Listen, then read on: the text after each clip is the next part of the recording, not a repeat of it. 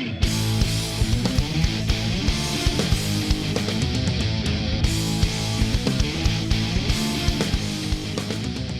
everybody. Welcome to another Prog Report podcast. A very cool episode here. As you can see, we have a few extra guests along with us, the expanded crew. But I want to first welcome our esteemed guest from Lifesigns, John Young. How are you, sir? Very good, and a pleasure to be here, and honoured by the turnout. Yes. Well, let's introduce everybody else here. We have Jeff Bailey. As you're looking at this, he would be to my that way. And then we have Daniel Levy wearing the Opeth shirt. And on the bottom, we have Prog Nick. And you guys have all seen these guys before, and we've had different variations. But we thought for this topic, which is lyrics in progressive rock, we wanted to bring on as many people with strong opinions, which we're going to get into in the second half of this. But first, we want to talk to John about his new album with Lifesigns, Altitude, which is available now if you were part of the crowdfunding campaign, I believe. It's been sent out to some people. But John, I just, before we get started talking about the new album, for those not familiar with the band, maybe, or not familiar with the history, I thought it'd be a good place to start to talk about the history of Lifesigns and how it began and the journey to where you are. Yeah, I hate to disappoint you, but the beginning of Lifesigns is probably not that special. It was a bet in a pub. That's a good story. Basically, this was back in the sort of mid 2000s.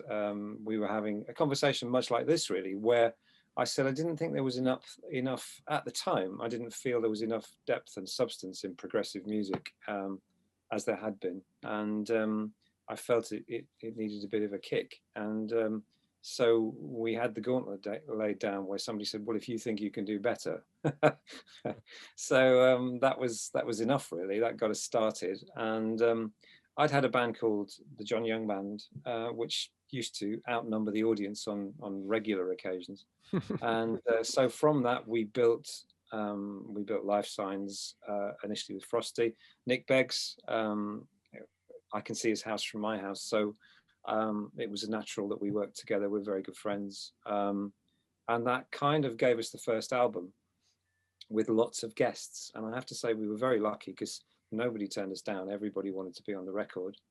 And the record finally came out in 2013, by which time there were quite a few bands that were actually very good at making good prog. So I was completely wrong about that. But it's been very fluid because we all have day jobs working for, should we say, established artists. And I mean, for instance, Nick at the time was working with Stephen Wilson and Steve Hackett. So to get 5 minutes with him was always very good. So That's been the same for all of us. And it's been very fluid through the years. But I suppose the two things that have remained constant, well, three things up until last year with Frosty, but that changed last year. And now myself and Steve are probably the two people that have been in it from the beginning. And Steve is the sound engineer, which a lot of people find very unusual in a band, but he's the producer of our records, and he's one of the things that makes the beautiful sound that we make. And so we've been very lucky. And when Frosty decided to go, Dave Bainbridge, who plays guitar with us, called me and said he knew this drummer called Zoltan, although he'd never met him, from the Flower Kings, and thought he'd be good for the band. I missed out John Paul there. John's been in since day one when Nick stopped. So as I say, it's a fluid lineup, but we've tried to keep, and I think Nick can back me up on this, as best we can, a certain sound that is a Lifesigns sound. And I think we've captured that. The first album was quite proggy. The second album was a mix. And this third album is a mix even further with elements of jazz fusion. I know a few people have compared us to UK, and some people have even compared us to Steely Dan, which we take great compliments from both ends, really. It's wonderful. So I'm hoping that we are delivering as we plan to, and that's sorry, a very long, drawn out story of the band, but there we go. Yeah. Well, John, many congratulations. I had the honor of writing the Prog Report review of Altitude, and I can assure you that it still is on repeat play in my household every day. I absolutely love it, and I don't think much more can be said than what I said in the review. But Roy has asked me to ask you about a little bit about your history, because not everyone knows the breadth and scope of artists and composers that you've worked with, all across the spectrum, from pop all the way to very deep prog. Would you like to tell us a little bit more about your own personal musical history, who you've worked with in the past? Well, it's been quite a ride, as you well know. I think probably the easiest way to sum it up in terms of, I did a gig supporting the Humans with Robert Fripp and Toyah some years ago. And Robert stopped and listened to my sound check. And at the end of my sound check, he came up and said, "I'm Robert Fripp, we should talk." I said, "Great." I'd never met him until that point. And at the end of our conversation, which was over an hour, he said to me, "You know, John, your only problem?" I said, "What's that?" He said, "You were born 5 years too late." And I thought that was a very interesting statement, because I think for a lot of the people that I work with, like Dave Kilminster, who's now working with Roger Waters, you know, we all ended up working for other artists. So we were never really, you know, if we went to a record company, if I was working with Quango or Asia or John Wetton or all those people, you know, sometimes the record company guy would turn up and you go, "Oh, I've also got this that I've written," you know, and they'd go, "No, sorry, not interested, thank you, but just get back on stage with the guys," you know. So it was, on one side, it was a wonderful career because you got so many opportunities to work with brilliant bands, without meaning to drone on. I really could for hours because of the amount of, I've been very fortunate to work with some great people. It all really started with an advert in the Melody Maker. I applied to a keyboard player required for world tour, and it was Uli Roth from the Scorpions. And so I applied, and and there was this room full of guys from Berkeley and me, you know, and so I went in, and so we started. He said, "I'm going to play, and I'm going to change." He said, I'm going to change key constantly and change the vibe constantly, and I need you to follow with the correct transitions into the next key, and then as soon as you've caught me up, I'm gone again." So I thought this was a bit difficult. So I did what I could, and at the end of it, I just put my hands in the air. I said, "I'm sorry, I can't do this." And he said, "Well, you lasted longer than anybody else." At which point I said, "Where's the sustain pedal?" And he said to me, "You did it without the sustain pedal." I said, "Yeah." He said, "You've got the gig." That was it. So it was brilliant for me because as a keyboard player, he made me double his guitar solos. And so that gave me some idea of the inflection of playing the guitar. And then I went on to work for a number of other people. I worked for the MTV band in London. John Wetton came along as a guest, and I didn't even speak to him. And I was just I was a big fan. I loved UK. I loved all that stuff. And I got a call on the Monday from somebody who worked in his office, and they said, "Have you heard of a band called Asia?" And I said, "Yeah." He said, "Well, you start Monday." And that was it. So, and I've been very lucky. That's kind of how it's worked all the way through. You know, I've been fortunate to work with Bonnie Tyler for the last 27 years. I worked with Paul Rogers, Scorpions. I mean, it's all name dropping, isn't it? I'm sorry, but it's been a very varied and somewhat checkered career. And I've loved every second of it. But it's so good after all these years to be doing something that we create, you know, and that's really the important part now after all this. That's amazing. Great. Thank you. And John, I've really been enjoying the album as well, and yeah, really great. And whenever Roy had messaged me and he said, "You have to check out the track, The Last One Home," I was like, right, I have a feeling I've heard that song, and I dug through, and in fact I found my copy of the Quango album, yeah, and said, I'm pretty sure that I've known that song for about 20 years maybe. And in fact I have a vague memory as well of, and I don't know who, I have a feeling of seeing you live somewhere in Belfast, probably playing support to someone, and playing that song as part of the set. Now, I mean, I've Right. no idea. I mean, at some point in the last 20 years, I can remind you, it was mid-Euro. was it Midge? Right? Okay, no, that Wow. would have been me. Yeah, no, I would have been there for sure. Wow. Yeah, so that's totally That's amazing. when it was. But I suppose it's interesting, and I'm also a big fan of Dave Bainbridge, so delighted to hear him playing on the album. But can you tell us a bit about that song, because that was one that was co-written with John Wetton, was it? No, I wrote the song, Okay. but we used it with Quango. John. In fact, it started, funnily enough, with Asia. We were rehearsing down at Barrymore Barlow's place, and John said to me one evening, we'd actually like to make the set a bit longer, but we've run out of tunes.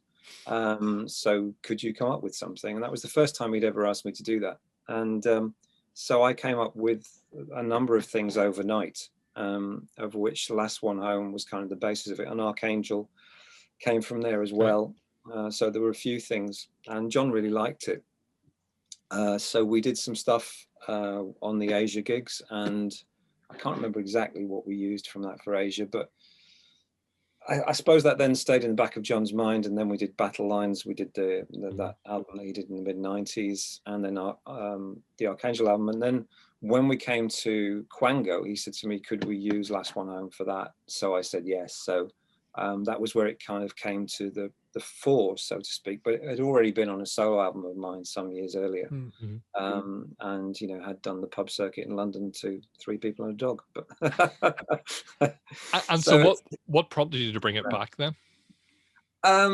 Really, I mean, the whole thing with Lifesigns is because we're all good friends. That's the whole thing. I say we're all good friends. We've not even met Zoltan yet, I've got to be honest. So inverted commas, but boy, what a brilliant job he did. But yes, we're good friends, and so generally everything goes out with regards to, if we make a decision, it's usually something communal. And so when we were working towards the last tour, which we did just before lockdown, we decided that aside from Gregarious, which is a brand new number, which is on the album, we'd also do Last One Home, and we'd also do Ivory Tower. So all those songs snuck into the set, so we could try them out with an audience before we knew they were going on the record. And then the big 3, Altitude, Shoreline, and Fortitude, all went on afterwards. So that was the way that it worked out. So it's community driven. John, speaking of community driven, Roy mentioned it a bit earlier, but you had the crowdfunding campaign before behind the Altitude album. Would you mind speaking a little bit about how it came together, how it was working with like this new age of producing music with all these different platforms? Well, I think all I can say really is that it's truly the way forward. For us, it's been an absolute godsend, and I have to say that the people that we've been working with, sorry, I'm just plugging my little speaker in here while we go.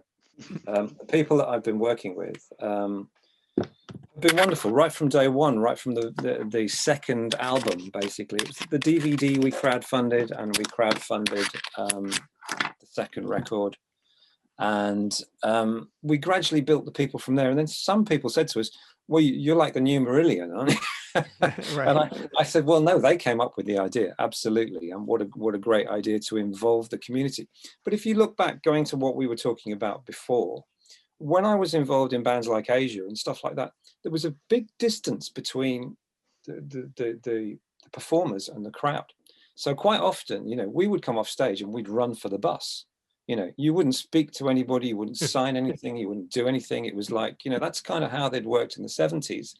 And I remember after about 2 or 3 shows, I turned around to the guys and said, you know what, you get on the bus, you go back to your hotel rooms, I'm going to go and stand in the bar and talk to some people, And I've always had that approach, because with a lot of the work I do myself, it's always based around, creating a relationship. So we did this with Lifesigns. We gradually built a very strong core of people.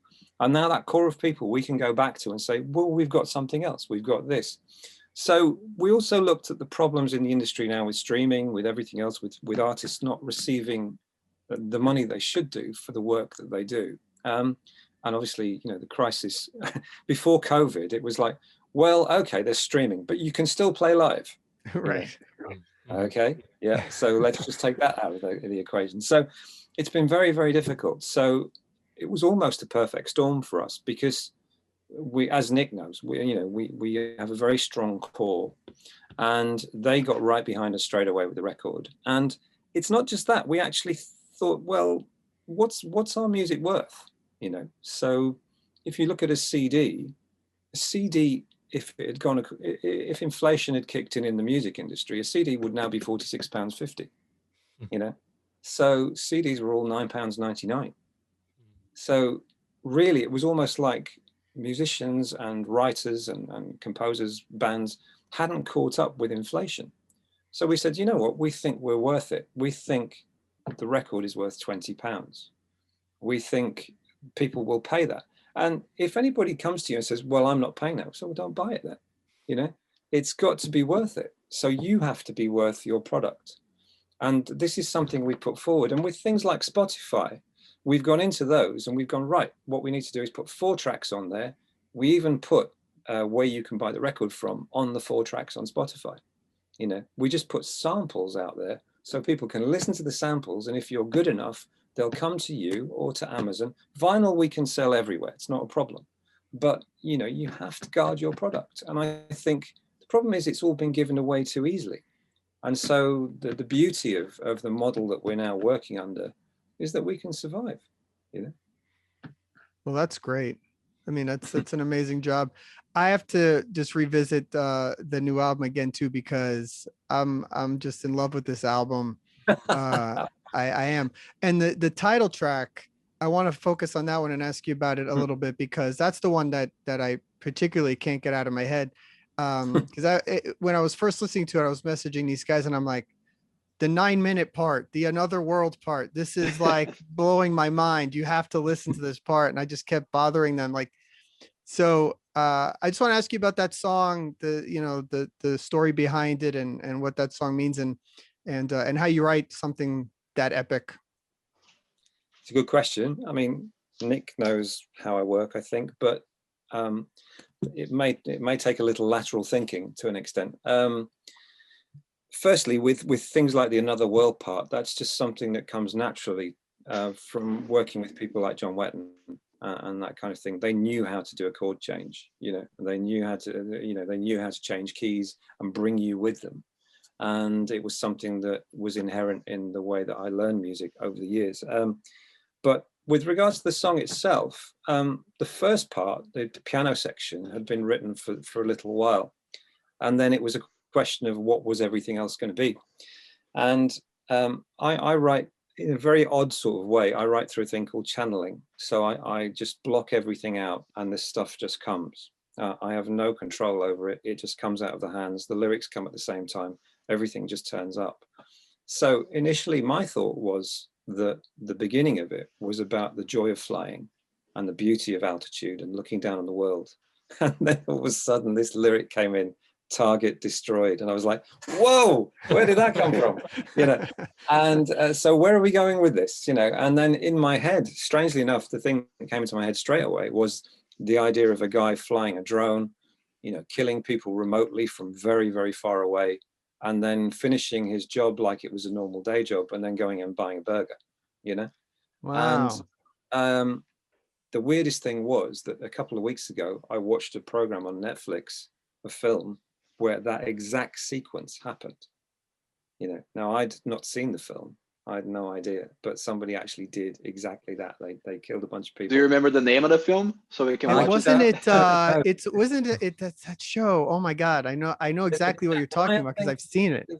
I don't know. It might be the Jack Ryan thing or something. The Jack Ryan show. Yes, I forget. Yeah, that's right. Yeah. So I was just amazed that this whole thing that I'd visualized in my head was there on a screen, But the idea then behind the rest of it was, because I believe in peace. I used to do this thing where I toured the States just on my own. And I have a song called Unknown Soldier, which is about the First World War, which may go on the next record. We're looking at that at the moment. And again, it's 15 minutes. But it's about the futility of World War I in particular. And so when I used to play it to audiences, I used to say, well, you know, here in California, this is where you created no smoking, you know. And they'd go, yeah. And I said, now you can't even smoke outside, and now you can't do this. I don't smoke, so it makes no difference to me. But I said, it's brilliantly done, and it stops people from, you know, getting cancer from, you know, from other people's cigarettes, etc., etc. I said, but if you think about it, shouldn't we start with guns and work towards not smoking, rather than starting with not smoking and then go on from there? So this is a concept that a lot of people found very difficult, but I think Altitude kind of carries that on. It's about, you know, killing people remotely. What does that do to your conscience? What does that do to your psyche? And shouldn't we really be trying to aim for peace and you know, and all the things that we dreamed of back in the 60s and 70s, you know, shouldn't those things be of some importance now? You know, I think that really plays into part of the topic of what we wanted to talk about, which is lyrics in prog. And yeah, and how important are they to some people versus others, and or particularly to the artist, and what role they play? Because we get into a debate between the group of us a lot about whether we like a song or not, and then one of us might say, oh, but I love that song, the lyrics are great, and then another one might say, I didn't even know what the lyrics were, I didn't pay attention. And so now that you mention what that song is about, which I missed, but that changes. That's such a beautiful song. It's a new meaning, right? It gives a really new meaning. Makes it it gives it a different vibe. So you didn't hear the line "target destroyed," Roy? I heard that line, but I didn't. Okay, so just pulling it for me, right? That song, I'm sort of in the middle with lyrics. I like them. I do listen to them. They don't determine whether I like a song or not necessarily, whereas it might for some people versus others. They may ruin a song, which is a whole nother thing. But for me, this song hits me emotionally, especially when it builds and builds and builds, and then you get to that release with the Another World part, which is just maybe my favorite musical moment so far this year. And so that's where the focus of the song is for me. So I'm curious with you as a writer. You said this sort of came to you as, you know, Target Destroyed, and that drove the song in a direction. How often is something like is your music lyric driven like that directly, or do you know, or do you worry more about the music and the notes for you personally? Neither really, strangely enough. But I'm probably the wrong person to ask in some respects, because I do this channeling thing, and believe me, I've looked it up I've seen the TEDx lectures, I've seen all the various things that, you know, that I you know, I don't want to take it too far out, but it is a very interesting phenomena. And as such, when music arrives, the lyrics arrive with it, and then it's up to me to kind of put it together afterwards. And the strange thing that I find is that, a bit like you just said then, you didn't realize that was the basis behind the story. When I write a piece of music, I think, oh, it's about this then. You know, right, fine, I think I've got that now. Thank you. Okay, now I understand that. And then we play it, or we record it, or people listen to it, and they say, oh, no, it's about this. You know, so right. That's, for me, that's the beauty of the lyrics in Lifesigns, is that they can be anything you want them to be. They're not vague. They're putting forward pointers. They're trying to make the world a better place. Usually, I mean, our song about at the end of the world is the happiest song you'll ever hear about the end of the world. You know, but it's trying to put forward optimism, and I think we do that constantly. One of the things I've noticed since we released the album is, which I find wonderful, and you know, I'm thankful for it, is that people get in touch with us saying, this really helped me through a bad relationship. This really helped me with my cancer. This really helped me with getting out of hospital, or getting over COVID, or whatever. That's what music can do. Music can heal. The only stipulation we have, some people think, are, you know, the lyrics, it's a bit like listening to Yes lyrics, isn't it? You know, what do they mean? Ask John Anderson. You know? Right. But to an extent, some people listen to our lyrics and probably go, you know what, don't get that at all, which I completely understand. But it's kind of there for you to make of it what you will. We can give you an idea of what we think it's about, but it's kind of you to build the story and make the story in your head, which I think is much more fun. The only thing I would say is that for me, and one of the things we really concentrate on with Lifesigns, is that you can hear the words, Mm. you know, because with a lot of bands, it's very difficult. What did they say? You know, I mean, you try, Right. you know, for instance, for me personally, with a lot of rap and hip hop, I have to ask people, you know, so it's, what did he say? You know, Right. so I think it is important to hear what it is, but as to whether that's interesting, because as someone whose English is not the mother tongue, it was very hard for me to develop like the listening habit of actually trying to hear the words, right? The natural thing to me and to a lot of people like that I know is not to hear the words, to just like go with the song and you feel the vibe and you focus on the music rather than the lyrics. I know that's totally like reverse of like what Jeff thinks, and he will speak about it later, I'm sure. But as I went on to appreciate progressive rock music and other sorts of like more, let's say, delicate and more well constructed music, I started appreciating lyrics more and more. And I think it's sort of a case by case basis, right? There's some that really work with me, and some that I just don't care at all, and some that I just forget to look for the lyrics, like overall. You were talking about songs that change a hard situation and stuff like that. There's an album that I, just like Roy has been with this newest Lifesigns record, he's bugging us all the time. Go listen to this album. Go listen to this album. And I've been like that with an album that released last year called Rise Radiant. I've talked about it on the podcast and stuff. And that's an album that really helped me last year, like through the pandemic. So I know that how much lyrics can elevate the music. So if you ask me how important are they, I land somewhere in the middle there, but it's kind of a case by case thing. No, Yeah. I mean, I get that. I think for me, you know, you can look at something like Genesis, for example. You can, when I first got into progressive rock music, I loved Peter Gabriel's lyrics. I just thought they were brilliant, you know, and you could kind of work on a similar way that you can with Lifesigns with it, where you could take what you wanted out of The Lamb Lies Down on Broadway. But I found it made sense to me, you know.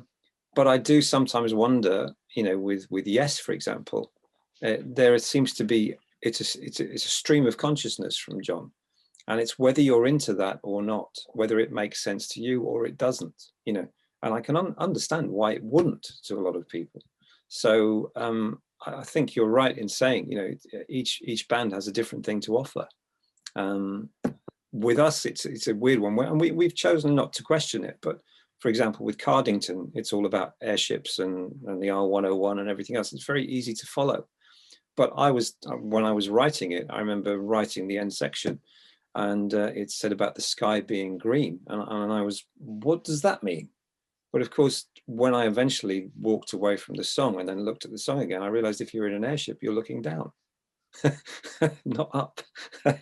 So, and I do think that you know, people who listen to music on a regular basis can often say to you something that you've missed as a writer, you know, which is wonderful, absolutely wonderful. I think with Genesis, what you mentioned, something happened to me recently because I pulled out the Duke record. And that's an album that I always liked for, you know, the opening track, Duke's Travels, Turn It On Again, some of the more proggy stuff. But I do like the whole thing. And one of the songs that I liked but wasn't really tuned into was Please Don't Ask, which is the real ballad, you know, on the second side. And that happened to come on. And really, for the first time, I really focused on the lyrics of that. And I was like, oh, wow, I get it now. I get this song now. He's actually talking to his wife about divorce and missing his kid and like the whole thing. And it hit me completely different, which complete accident. Maybe I just happened to, you know, I'm a lot older now than when I first listened to the record. That kind of subject matter might have been lost on me as a teenager, right? So that song was one of the batch that he wrote, that In the Air Tonight and all the stuff from the yeah, first yeah, solo it makes album came sense. out Sure. of, but it was one of the ones that Genesis picked out, and they always say I think they claim that they never heard In the Air Tonight, otherwise they would have lifted it. I was doing a little bit of a scribble before, trying to think about sort of even thinking about progressive rock and the different sort of styles. John referred to Yes, and you've probably heard people have alluded. I'm more likely to be the person in our group who will comment on the words of something first. Yet I'm a huge Yes fan, and I think John Anderson's lyrics, they don't necessarily mostly mean anything to me, but you go, how can you imagine those songs without, sharp distance, awaken, gentle mass Right. touch, but you go, how could that song be anything apart from that? And vibration, go on. Yeah. So there's that. You've then got sort of, I'd written down King Crimson, and probably, the 70s stuff, which was more that kind of, I suppose I would call it ELP type lyric, into then the 80s. And you change it to Adrian Belew writing the lyrics, who's writing funny, observational, quite sort of crazy stuff. You've got probably a sort of badge together Pink Floyd and Jethro Tull, probably, a sweeping generalization, but I suppose elements of sort of observation, social commentary, possibly some satire, certainly more sort of a wink in the eye with Ian Anderson than maybe with Roger Waters. And then the historic, the narrative type stuff, that a modern band like Big Big Train doing stuff that is very deliberately, the story of a Greek god, or the story of a train, or the story of something. And then the other one I had written down was about Marillion, maybe, and who probably touch more on things like relationships and life in general. So there's a whole lot of bands that are underneath the bracket, but actually approach it in hugely different ways. But I really take the point there about I think a really great lyric is one that can mean lots of different things to lots of different people. And I think that's part of the, it must be the really interesting as a writer to let something go and then someone come and say, well, this is what this meant to me. And on the one hand, you're probably going, that never would have occurred to me. And yet we know that is the power of the combination of music and words that can speak to people in ways that a writer could never imagine, a band could never imagine. For me, my favorite lyricists tend to be the more pop rock guys, actually, than in progressive rock, I've found. Sting is one of my favorite lyricists. Paul McCartney, of course, for kind of the quirkiness, which I always liked. Bruce Springsteen. One of my favorites is Nick Kershaw, who I talk about all the time, but I think he writes the most clever lyrics of anybody. They're always sarcastic, and they take a different approach. And I've interviewed him before a couple of times, and I quote back lyrics to him. And one, for example, was he says in a song, "If you leave me, can I come too?" Something like that. There's little lines that I can pick out. That doesn't happen to me very often, but I like his a lot. If I'm looking at progressive rock, Neil Peart, obviously, but I like some of the later stuff as opposed to the early Rush things for me. I think the 80s and 90s lyrics I thought were much more interesting and relatable. And then Neil Morse, I like for the Spock Spirit era mostly. I like those lyrics better than what he writes now. Not that they're bad, but I thought were more, don't resonate as much. Yeah. More.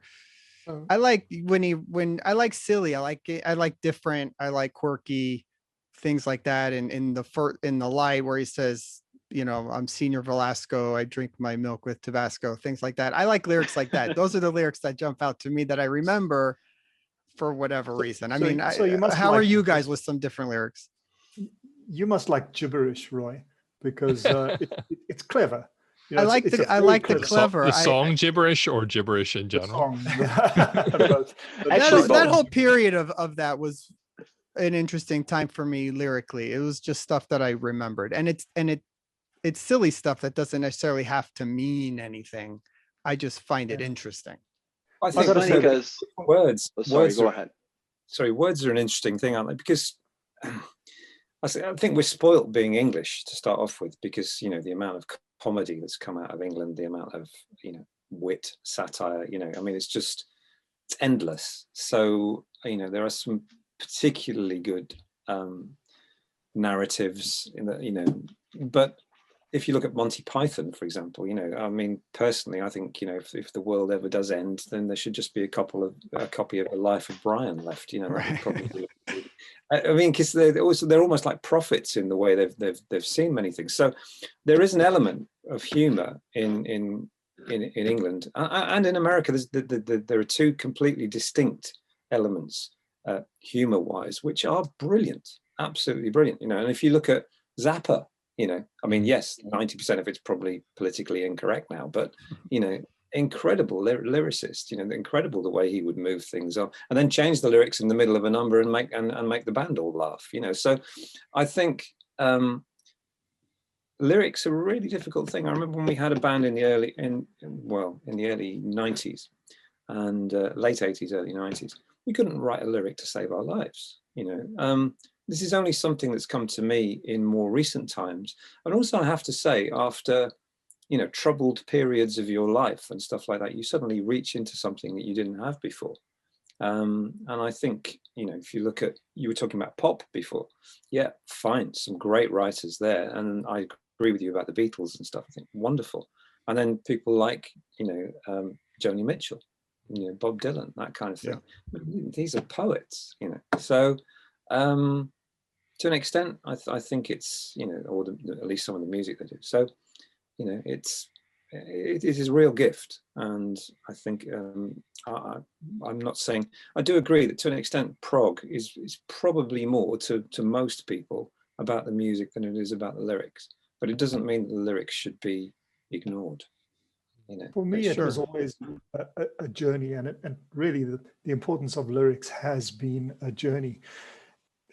When I was growing up, I really did not care what they were singing about, as long as this was progressive, funny time signatures, weird chord progressions, and so on. At least I told myself I didn't care. And yet I found myself in my youth thinking, the greatest lyricist in the world is one Gerald Bostock, whose masterpiece was Thick as a Brick, of course. Just going to John's point about the humor, I mean, I loved what Anderson did there.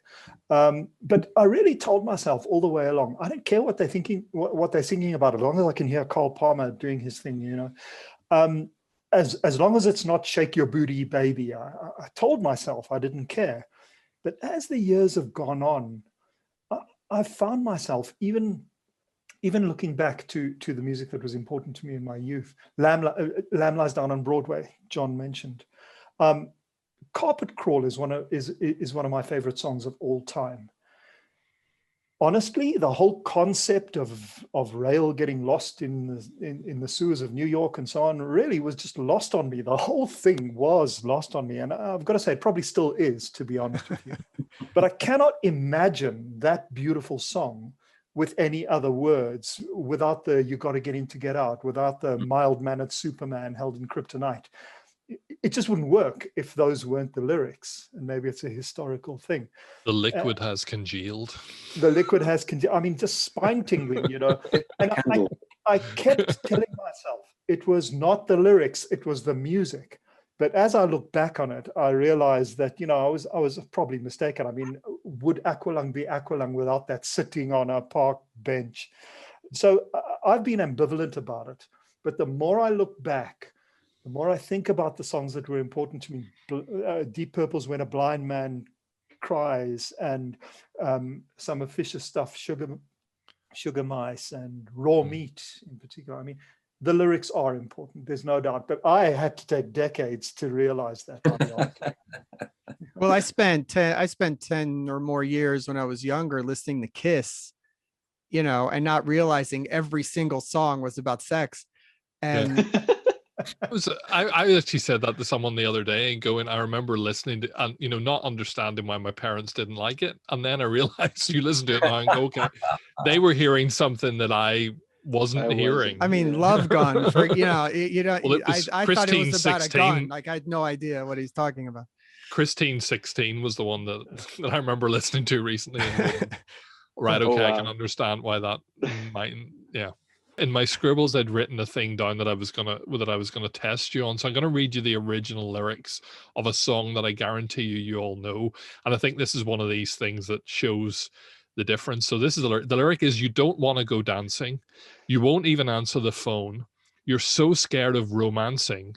Everything you do is alone. Now, does anybody know what that was the original words to? Jeff, familiar.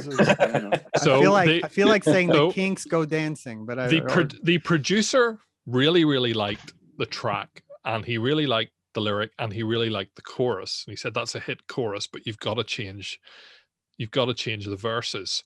So the producer rewrote the verses, and then a singer was added to the band, and the singer didn't like the lyrics, and so he changed some more of them. So the producer was Trevor Horn. The singer who came along late in the day was John Anderson. So those were the original. That was the original verse of "Owner of a Lonely Heart." Owner of a Lonely Heart. and it was that American hard rock type, thing. And then apparently the funny story is that Trevor Horn didn't really like some of the words that John Anderson rewrote, particularly the line about, the "watch it now, the eagle in the sky." They were like, what's the eagle in the sky? So if you listen to the recording, they put a shotgun sound at the end of that line. So it goes, "Watch it now, the eagle in the sky, tell me dances one and only, do." There's a gunshot. And Trevor Horn says that was us shooting John Anderson's eagle. So, I had no idea. My point of this is, lyrics can have so much depth and can polarize, I mean, could you imagine "Owner of a Lonely Heart," without the words that it's got? Well, that's interesting. I mean, that could have been a point where a lyric could have ruined a song and kept it from being a hit, because but amazing that that Trevor Horn listened to this demo with these kind of rock love lyrics and said, "Oh, but that "Owner of a Lonely Heart," that's the hook there.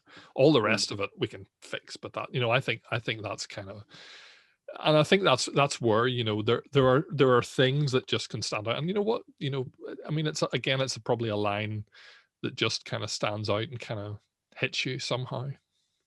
So yeah. It's that thing again, isn't it? About I mean, I consider that I'm a songwriter, but I've never actually had a track played on the BBC, for example.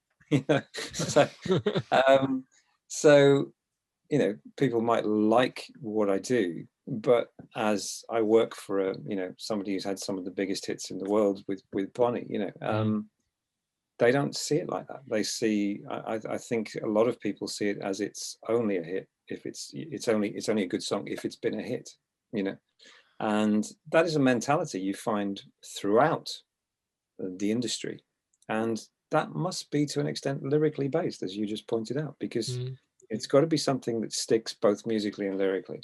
Well, nowadays in pop music, a lot of the bigger artists that are selling, that have 1 billion views on YouTube for a single or so, those are songs now that are carefully constructed by like 10 writers.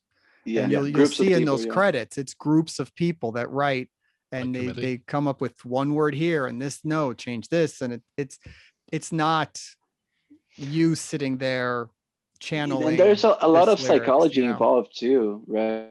Because what resonates with a particular group of people that you're targeting, and you want to sell the song to. Right. So you see what's trending, what they like, what they want to hear. Oh, without doubt. Stuff like that. I mean, from my own experience, I've only dabbled in pop. I mean, I actually got involved in an album which was for a guy called Lucio Battisti, which is an electronic album, which did really well in Italy. I didn't realize he was like the Bob Dylan of Italy, and he was doing this electronica album, and it was going to be massive. And I'd never met the guy, I didn't know who he was, but yet he's adored. in that country. So the thing is that whatever he did, other people wanted to do. And I spoke to a friend of mine who was a guitarist who said that it even got to the stage in London when, like Kylie would have a hit back in the, in 20 years ago or whatever. And they'd go into the studio and the guy would say, right, I need you to now copy that guitar solo, So he'd do something similar. And then say, no, I need it to be nearly the same, just so they could have a hit that had already been a hit. So I think to an extent, the whole thing about, as you said, about trending, that's immense now, because it's about the influencers, it's about, the people, it's about following fashion. And that's what popular music has become that. And so to an extent, the music that we're talking about here that we enjoy is almost separate to the music business. It is. Yeah. Point. Having said that, it's all about quality at the end of the day. Let's go back to Altitude, and I'll use an example of this. There are millions and millions and millions of songs written about love and heartbreak and broken relationships and broken trust. And yet on the latest Lifesigns album, there's a completely different treatment of the issue of love and broken trust in Ivory Tower. And it's, I guess what I'm saying is, it's the way you treat those lyrics. It's the cerebral and emotional treatment that you give them, which has the result. And that's why it speaks to us. And it speaks to us not just as prog fans, but as fans of quality music. The next pop song might also be about broken trust, and it might be about a massive, by a massive pop star, and be streamed hundreds of millions of times. But it doesn't have the same effect, because it's not dealt with, approached in that cerebral, emotional, heartfelt way. And really, I've got to mention Ivory Tower as a song that does that, exactly that.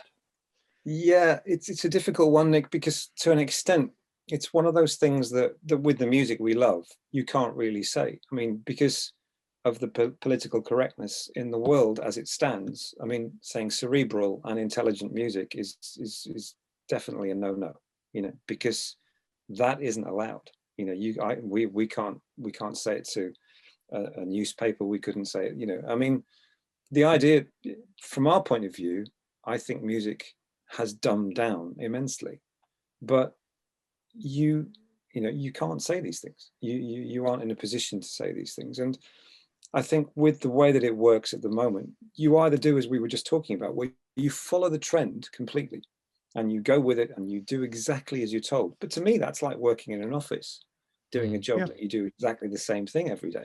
That doesn't involve your musical talents. If you went to Berkeley and you did all the, and you learn everything and you then developed your own style, why would you want to be somebody else? I don't really understand that. So the beauty that we have is that you can actually be yourself. And I think that's probably the way that I would have to phrase that, because, obviously we don't want to be ist about anything, but I think that it's really difficult, because I would love people to hear what we do in the mainstream, but that opportunity for ourselves and for all the other bands, that play the music that we enjoy is very, very difficult. So you can't even, we tried, I'm going slightly off tack here, but we tried, we actually got some pluggers involved last year and we were massive on hospital radio, we didn't get any further than that, nothing, because breaks my heart. It's very difficult, everything is such a closed shop now that, I often think that, I mean, talking about Last One Home, I mean, I listen to that and go, to me, that's a song that sounds like it's a song that everybody should know. And by that I mean, it sounds like to me it sounds as good as A Wind Beneath My Wings or a something like that. And it's I guess that's part of the thing in the business is, you don't quite know, what hits and why one song, no, I think that's and another one doesn't. And I listen to that again. I listen to the new version of that and going, there are probably people out there who would absolutely, love that song and connect with that song. And yet, how do you do that? We have we have the internet, which gives us everything, but yet it gives you nothing. Everything's in reach, and yet nothing's in reach. It's this dichotomy of anyone can now record, in their bedroom on GarageBand. They can upload it to iTunes. They can sell it to people should anyone want to buy it, and you can reach everybody, and yet only at the other extreme reach nobody. It's amazing dilemma. And I so often with even with some of the bands that I listen to, you sort of think, if only other people could hear that song, but they kind of, it's hard to get past the label, or it's just hard to get it into people's ears.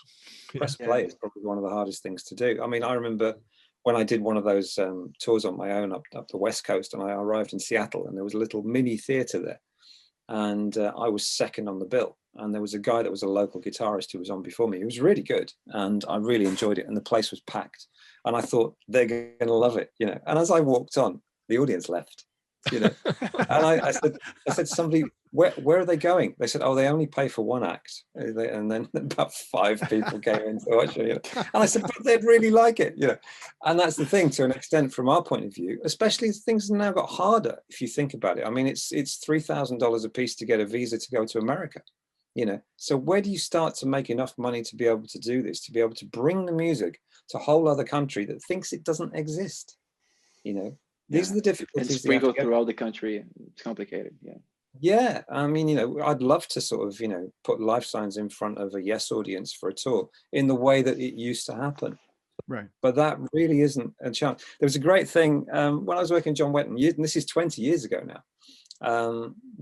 I released an album called Significance, which is a solo album, and very lyrically driven, just to get back to the point, sorry, but very lyrically driven. And I took it into the same record company that John was using at the time in London. And I was ready for a fight. I was ready to write, this is a great album, and if you're going to throw me out after the first couple of verses, I'm going to be really annoyed and, kick up a fuss. And so I went in, and the guy listened to the first track, then he listened to the second track, then he ordered tea and biscuits, and then he listened to the entire album. And he said to me, you know what, John? He said, that's the best thing that's come in here in 2 or 3 years. He said, I can't help you. He said, you will be massive, but just not in your lifetime. There you go. Dude, depressing. I guess that's a compliment. Wow. We both laughed. But the thing is, I think that applies to an enormous amount of people at the moment. There's talent that I keep seeing, unearthing youngsters, some great new bands coming through. But you look on some of the prog sites, and they're just totally devoted to what's gone before, trying to get into their psyche to say, have a listen to this, it's amazing, I think there's enough good music now that it rivals the decades before, in my opinion. And I agree. When you hear people say rock is dead or there's no good bands, it's really, you're just not searching the wrong place. You're just not listening. Yeah. You're just not listening. And that is tough. I mean, we try and get the message out about as many bands like yours as well, and to as many people, and hopefully that helps a little bit to some degree. Oh, for sure. But yeah, no, it's definitely a challenge. And whether or not having a hit single would even move the needle enough if it was by one artist in this genre or not is also a question.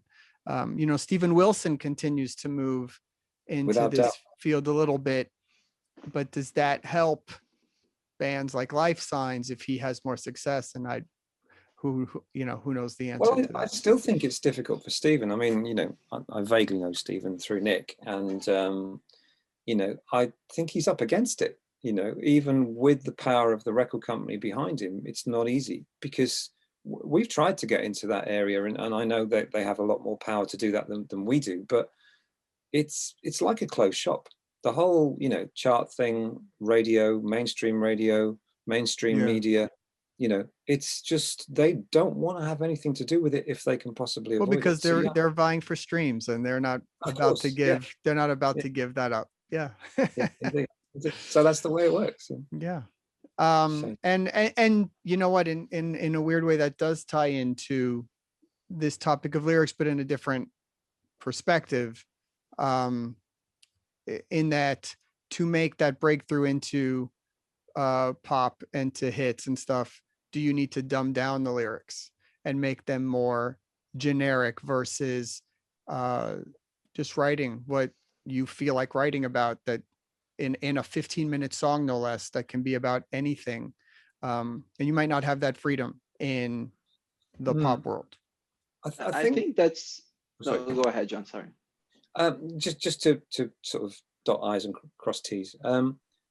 One of the things that's occurred to me is that the music that we enjoy, and there's a very wide spread there, lives outside of the system. It lives outside of the music business. It lives outside of mainstream radio, television, press. Yeah, we have Prog magazine. We have people like yourselves, but in general, it's impossible to do that. Now, it seems to me somehow that someone is missing a trick here, because the amount of people that would love what we're talking about is massive, but Indeed, they're not getting the opportunity to listen to something that will broaden their horizon. Give you an example. Obviously, first of all, we could say about all the people that live in the States that were brought up on Yes, Genesis, Rush, you name it, but think it stopped. And if you look at radio stations in the States, there'll be a Bryan Adams radio station, there'll be a Rush radio station, but there won't be anything that concentrates on here's some new stuff. It's about selling, and it's about the algorithms that do that. Now, take it to a different side. When we were doing some shows last year, we played in Manchester, and when we finished, and the place was pretty packed, which was great. When we finished in this club, a DJ was coming in and the kids were coming in to have the rest of the night. So about midnight, there's a changeover and whatever. Well, we were running late, and they were fine with that. They said, it's okay. But the new bar staff came in, and some of the youngsters came in who were ready for a good night of dancing. Great. So we're getting towards the end of our set, and we could see them joining in, and then when we finished the gig, they were pinning us against the wall. And this is the staff and the youngsters going, what is this? Yeah. What is it? It's really good. Yeah. I think the overall, no, totally. the overall potential for the music, if people had the access to it, is just gigantic. It's pretty untapped, I think. And the whole thing with lyrics, like we always go somewhere else and try to come back to lyrics, but sorry. I think no, it's our fault, like as a group. But the thing is it's much like wine. I won't pretend I know anything about wine because I barely drink. But let's say you drink a glass of wine, and in this case, it's an analogy for the music side of music, besides lyrics, and you like it, you enjoy it. But then you invest some time into it, and you start like reading the notes. You learn more about it, and it gets better and better as you understand it more. So there's a lot of music that I have enjoyed that I loved already, but when I get it, and Rush has a lot of it, like let's say Middletown Dreams, one of my favorite Rush songs. I loved it as it was. When you go and dive deep into the lyrics and you understand what it's about and all the little nuances in the words and stuff like that, then it really elevates, and you gain a newfound appreciation for it, right? And stuff, it can be simple, like some songs about stories, like Iron Maiden has a lot of it. A bunch is every album of theirs is pretty much a storybook you're just reading through, and it tells stories about war and like Alexander the Great. Symphony X has a song, a great classic about the Odyssey, which is just a retelling in song format. And I love that song when I was like growing up and listening to it. And then I actually go and read the Odyssey, and you go and see all the references, and you gain a new appreciation for it. And that's the beautiful thing about lyrics, and it's only as good as you make it to be, right? Because there's a lot of like, let's say Beatles tunes that makes no sense to me. They might make sense, but I have no idea. Like she came in through the bathroom window. I don't know what that means, right? There is a story behind that. There's a story behind it, but I don't know. Like, well, but all of that part of Abbey Road, nonsensical as it may be, is my favorite. that's lyric writing at my most favorite right there. Yeah, Mean I like Mr. the Mustard, Polythene musicals. Pam, all of that stuff. Yeah. It's just all utter nonsense, but it's amazing. And I love that I stuff. love But that as stuff. I was saying, One I of never my dove favorite- deeply into it. One of my favorite bands is PFM from Italy. And, their last album, Emotional Tattoos, you guys have probably all heard it, was released both in an English version and an Right. Italian version as a double. And I don't speak a word of Italian, but I can listen to either of those with sort of almost equal gratification, I think, because of the way he delivers. And this talks to what John was saying earlier. You can hear every word on a Lifesigns album because of Steve Rispin's wonderful production. And I think it's more of a subconscious appeal. The fact is that you can hear the lyrics and you're absorbing them, and they therefore have an effect on you. But again, I stamp my feet and I say, no, it's not. It's not. And I'll look at something like a PFM album and I'll say the Italian version is just as good as the English version. But actually, it's not. When I can hear the lyrics and understand them and absorb them. One of my all-time favorite lyrics from Neil Peart is from the most obscure Rush song, Anagram, from the Presto album, which I don't know if you guys are familiar with that one, but it's all lyrics that are just words, anagrams, words made out of other words, and that's the entire song. And to me, it's the most brilliant thing ever. And I wrote down some of them where he says, there is TikTok and Atomic, leaders make a deal. These are all amazing to me. He and she are in the house, but there's only me at home. And he spent an entire song writing something like this. That doesn't mean much, but the skill level of it to me is dumbfounding. I don't know how we did it. I love those kind of things, and they're funny. I'd written a few down just from things like the cleverness of language and the thing that sort of brings a little smile to your face. Nick talked about thick as a brick, which a song that begins, I really don't mind if you sit this one out. It's like, what an opening line, and we're talking about John Wetton. I love that line in Time and Time Again. You want for nothing, but is nothing what you need. I mean, God, that's an absolutely brilliant line. And there's the what's the one the Genesis we talked about as well, Carpet Crawl, actually, the tickler takes his stickle back, and all. There's that Selling in England by the Pound where was it the Tess cooperates, and he refers all the British supermarkets and Safeway Home. Safeway Home. I love all that stuff, but yet I also I remember talking to an American friend who went, what does it mean by stickleback? And I don't know, you guys probably don't. Stickleback's the name of a little fish. And again, and that's the that sort of and so sometimes it's culturally wasted on people as well. But I love all those little clever things that you can do, with language as well. There's also an example of this on Octavarium Dream Theater. That part that Mike wrote, with he has like two words and the second one links to the next one, and it goes for a while, and it's pretty funny. Flying off the handle with care. Yeah. That it's been a while since I listened, so I don't remember well. But a point I wanted to bring up is how I think that the performance, as obvious as it is, as the performance can really bring up the lyrics and make it something else, like, and make you even interested in them. Like as an example, I'll bring up Daniel Gildenlow, which is one of my favorite vocalists and just artists in general. And the stuff he does with Pain of Salvation is so good in all the albums, and have like concept albums with B. The way he delivers the lyrics, and he really goes into the character. There's a song in particular I wanted to bring up, which is actually a Flower Kings song when he was in the band, called A Vampire's View, which I have no idea what's about. No idea at all. I never paid attention to it. But the way he says the words and the way it's pronounced, he really goes into that character, and I can sing that song word by word. I love it like to death, but I have no idea what it means. So, well, Nick, I'm actually surprised you didn't mention another Spock's Beard Neil Morse classic, which is The Great Nothing, which it's on my list. It's which right lyrically is just one of his masterpieces. You know, One Note Timeless came out of nowhere, and just the whole story of an artist trying to succeed in the record business and The getting boy's got turned down and all of potential. that. Yeah, the boy's got potential, but he'll never have commercial success. There's flies in his Commercial success, ointment. yeah. There's stuyvesants and liquor on his breath. Just love it. It's Absolutely amazing. love it. Yeah.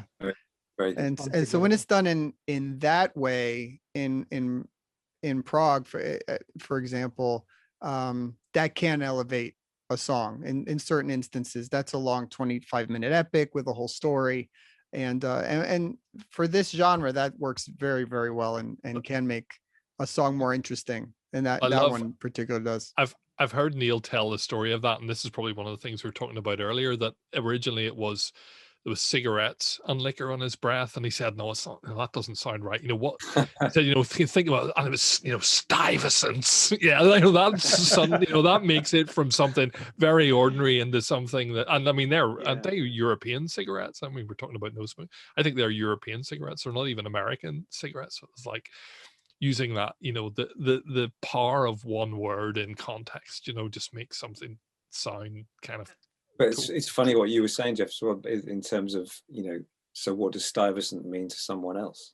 Yeah. You know, I had no idea what it was. Right. That's the word I'd never heard.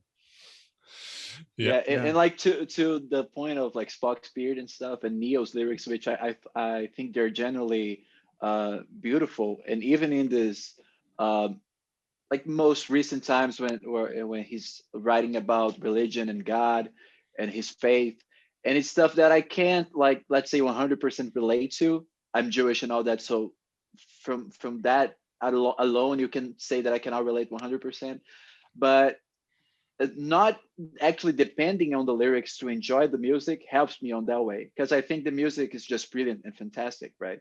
And if you go and let's go back to Snow, the last Spock's album he was with, it's an album that all of us love here at the Prog Report. And it's kind of a marriage of eras, right? It is about the same thing all of his latest albums are, but it's written in a way where there's a story and there's a lot of quirkiness and there's some like beautiful moments. And it's an interesting way of marrying things. You're saying through analogies and stuff like that. And it's a lovely album that I can relate a lot more than his recent music, but I love all the same, right? Do you know you what bring a up a good panticle pantry is? I'm still trying to work that out. No, Dan, you know, you bring up a good point, because when Neil was making that shift and was going to start writing more religious influenced music and that whole kind of thing that he was doing now, I thought I'd have a problem with it, because that's sort of my feeling of that music that I had going in. And I thought, well, I'm not going to get this. I'm not going to be able to relate. And it's not, you know, I don't know how I'm going to work with this. And musically, it's just so moving and so powerful. And the unique way that he does do it, which is more of a storytelling, you know, relating stories from the Bible or different things like that. It wasn't what I thought. And it actually did not make much of a difference at the end of the day. Yeah, that's the thing. Was just as much a preachy. Fan. It's like, it's not necessarily religious music, right? It's more of a spiritual thing. And everyone can relate to good things. Everyone can relate to wanting a world with more innocence and love and you know, praise and just good things in general, positive upbringing music. Everyone should relate to that. Yeah.